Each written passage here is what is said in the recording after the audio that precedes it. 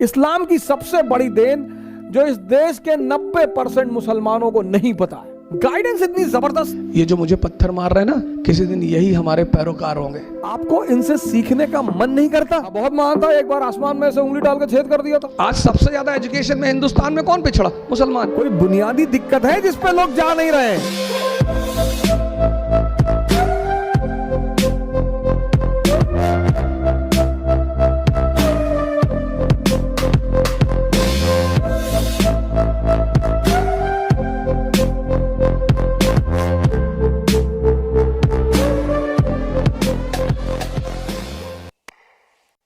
वैसे तो मैं अवध ओझा जी की बहुत ज़्यादा इज़्ज़त करता हूँ, लेकिन मैं उनकी हर बात से एग्री नहीं करता।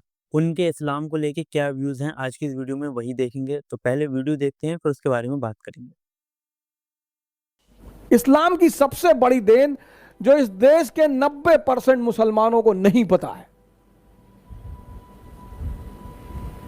राजनीति में इस्लाम की सबसे बड़ी देन, राजनीति में नहीं पता, वो है एनलाइटेंड एरिस्टोक्रेसी।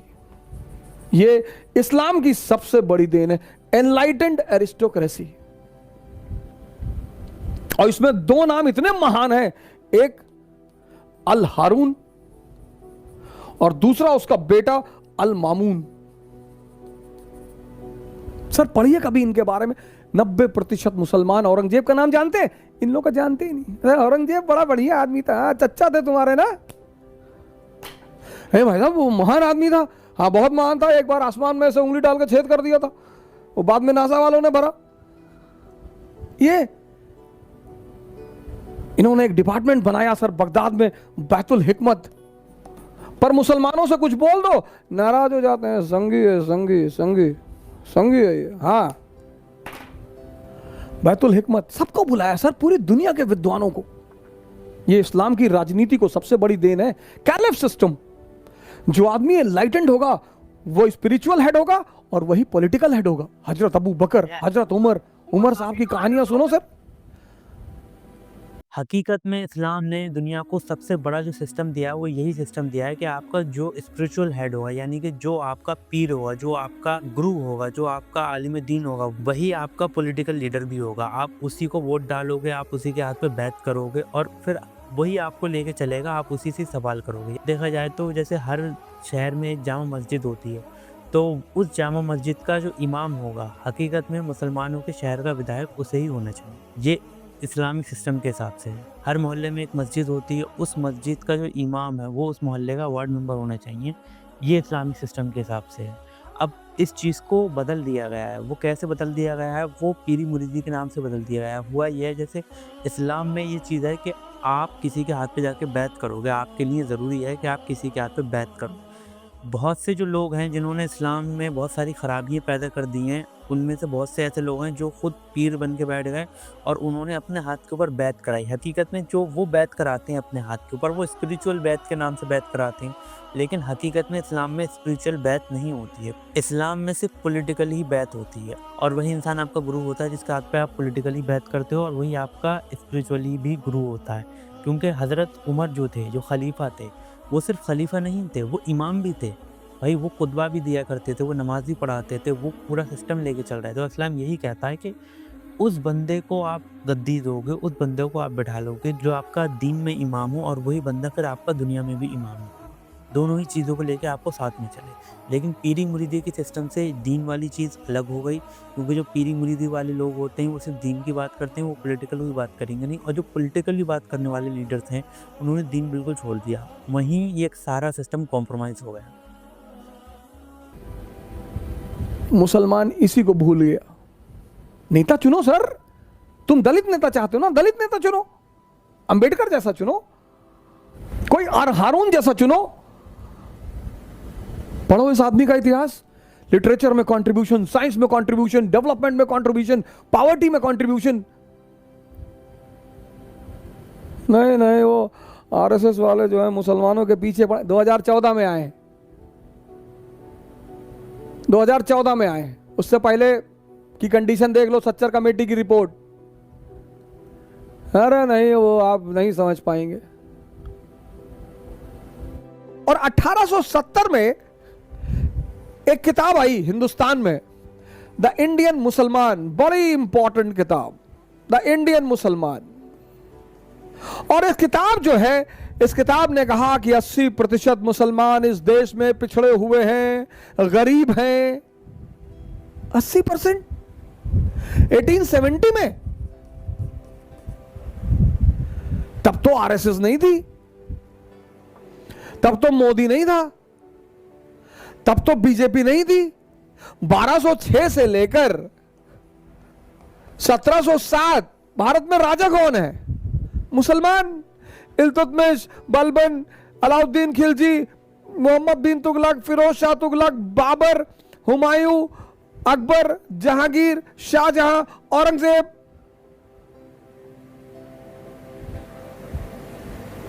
तो ये कैसे हो गया? मैंने बड़े सारे मुस्लिम इंटेलेक्चुअलों से सवाल किया, मौलानाओं से कहा, मैंने कहा चाचा ये कैसे हो गया?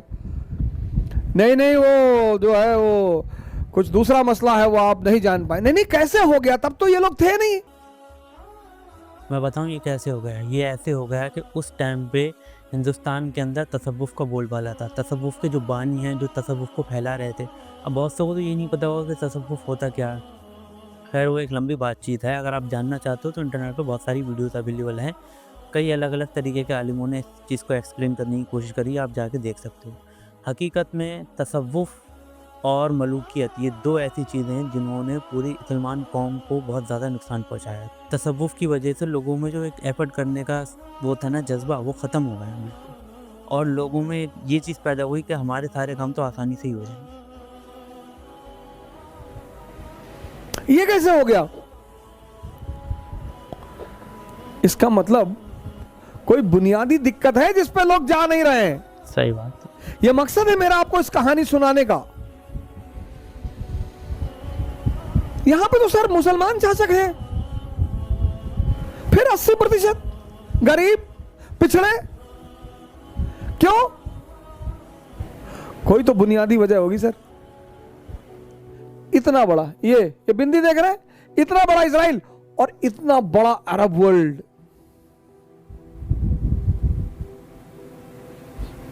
सर आपको शायद ही ये बिंदु दिखाई पड़ रहा हो।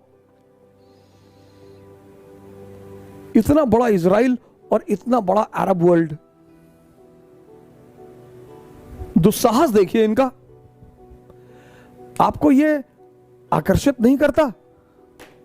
आपको इनसे सीखने का मन नहीं करता? गाली देना किसी समस्या का समाधान नहीं है। हमारे बड़े सारे मुस्लिम भाई हैं, उनको मैं देखता हूं किसी को तुरंत गाली देने लगते हैं।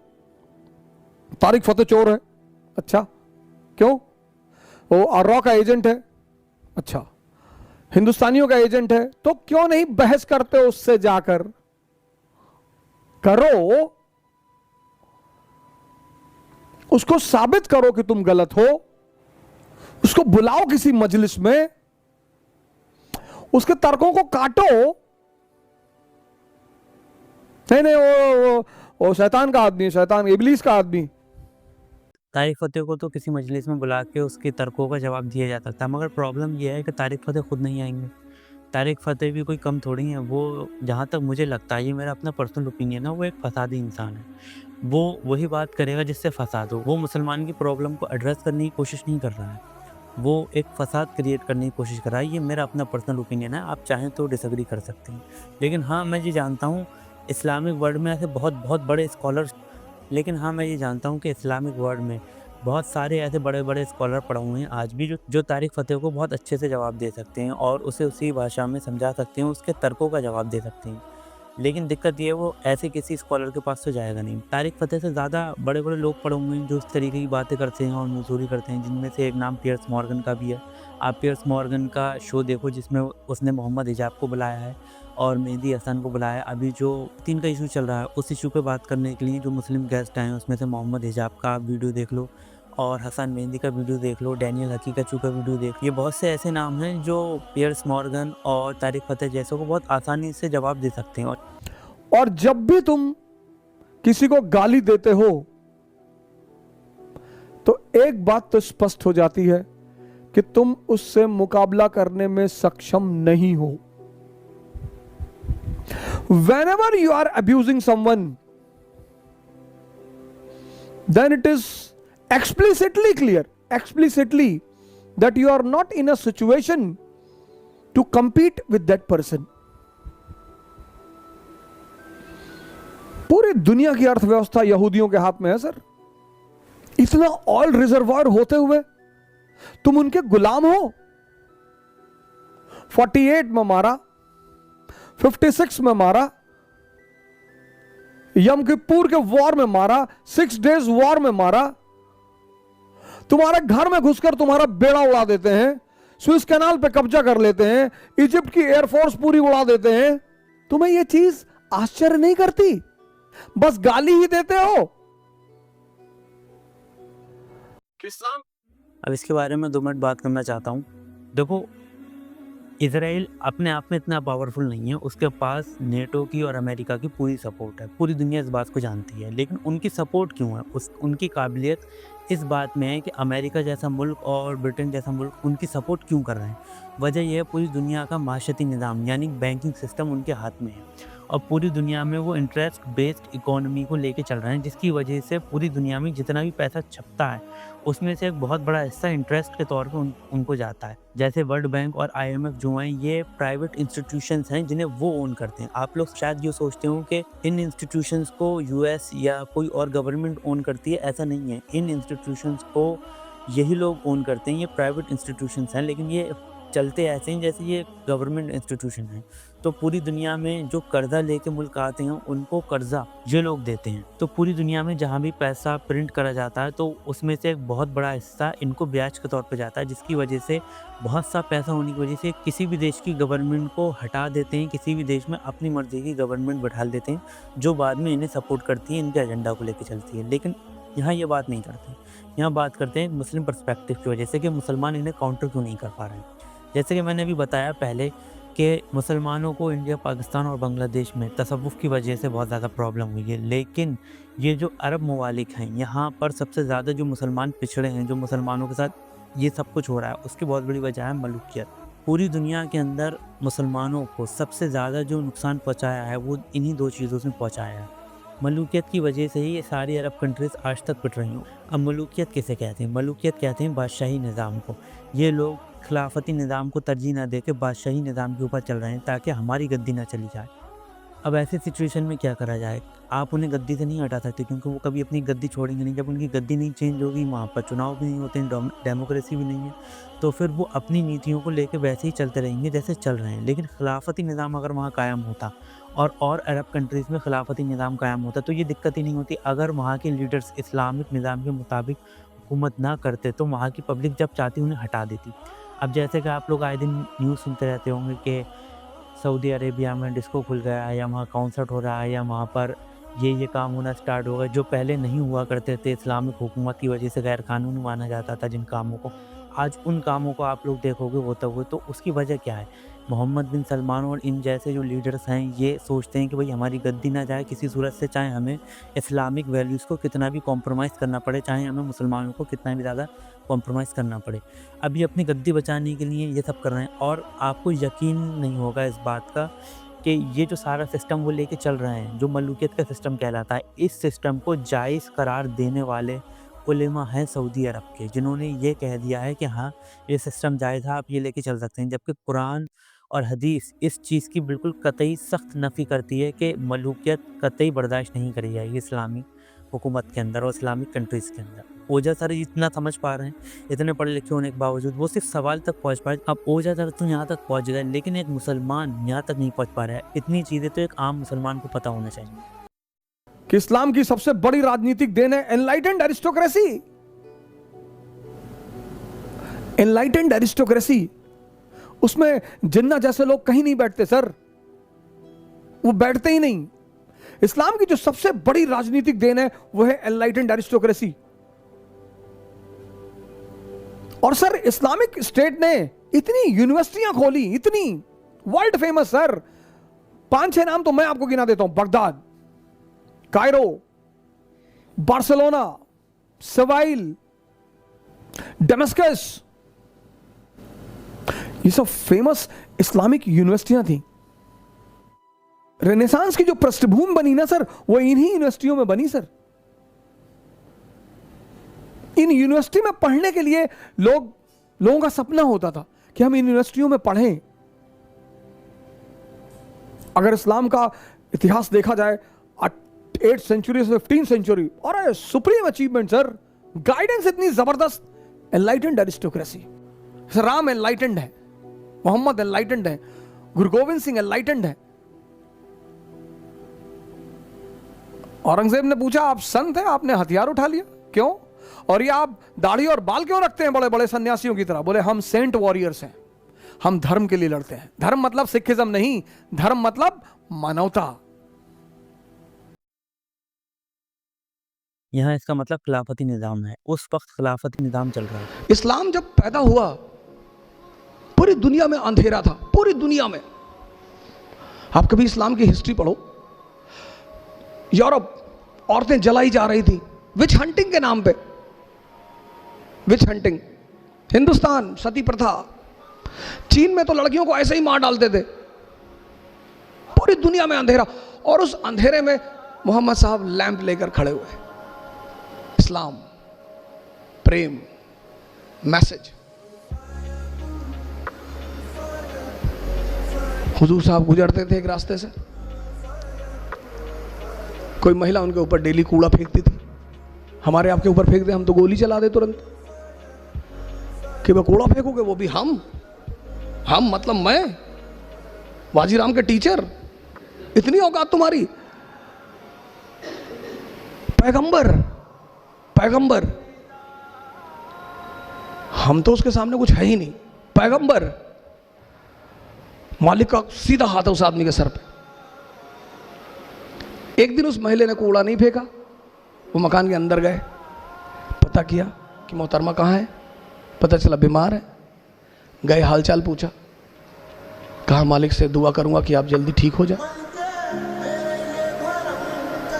ये है, ये हमसे लोग पूछते हैं, मैं मेडिवल इंडिया पढ़ाता हूं, लोग मुझसे पूछते हैं इस्लाम इतनी ऊंचाई पे कैसे था, मुसलमान इतनी ऊंचाई पे कैसे थे?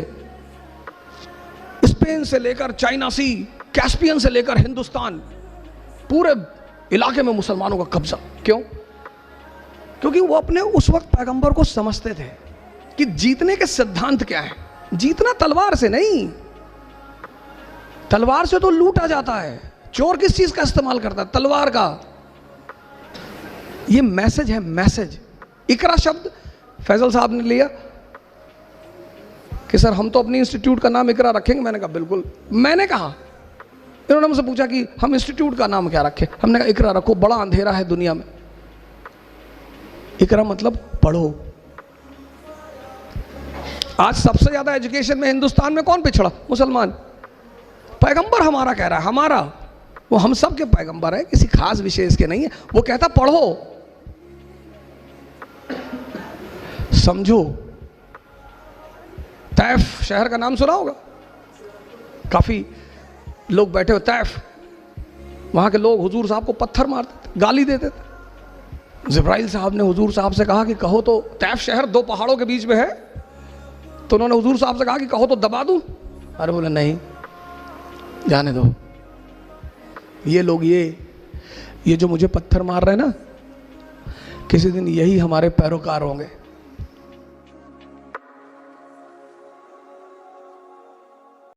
वीडियो बहुत ज़्यादा अच्छी थी, मेरी एक्सपेक्टेशन से ज़्यादा अच्छी थी। और ये जो बातें इन्होंने कही ना, ये वाकई में हर मुसलमान को पता होनी चाहिए। एनलाइटेंड एरिस्टोक्रेसी, खिलाफती निज़ाम के बारे में पता होना चाहिए, तसव्वुफ़ के बारे में पता होना चाहिए, मलूकियत के बारे में पता होना चाहिए।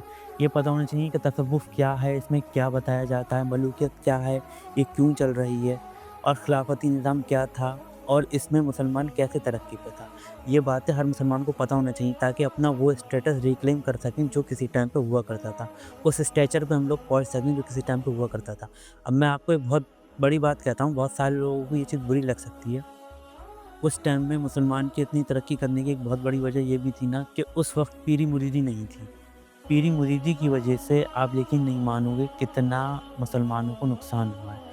जब आप किसी को अपना पीर मानते हो तो आप उसके हाथ पे बैत करते हो, और जब आप उसके हाथ पे बैत करते हो तो एक तरीके से आप उसको अपना आजीवन वोट दे देते हो कि भाई अब हम तेरे हुक्म को मानेंगे, तस्लीम करेंगे। और आपको ये पता नहीं है कि ये जो बैत होती है ये किसी पीर के हाथ पे नहीं होती, अरबी भाषा में पे ही नहीं, ये बैत होती है एक ऐसे इंसान के हाथ पे जो आपका स्पिरिचुअल लीडर हो, यानी कि आपका इमाम हो, उसके साथ-साथ आपका वो पॉलिटिकल लीडर भी हो, उसके साथ-साथ वो आपका नेता, मंत्री और विधायक भी हो। जब आप उसके हाथ पे बैत करते हो, तो बदले में आप उससे ये वादा लेते हो कि वो आपके जान, माल, इज़्ज़त, आबरू की हिफाज़त करेगा और उसके लिए लड़ेगा और बातिल को तस्लीम नहीं करेगा। इन चीज़ों को एक्सप्लेन करने के लिए मैं एक वीडियो बनाऊँगा बहुत जल्द। अगर आप जानना चाहते हो तो चैनल को सब्सक्राइब कर लो और बेल आइकन को प्रेस कर लो और ऐसी वीडियोज़ बार-बार देखने के लिए। और अगर आपको ये वीडियो पसंद आई है तो वीडियो को लाइक भी कर देना। तो आज की वीडियो देख के बहुत मज़ा आया। मिलते हैं ऐसी किसी नेक्स्ट वीडियो के साथ, तब तक के लिए पीस आउट।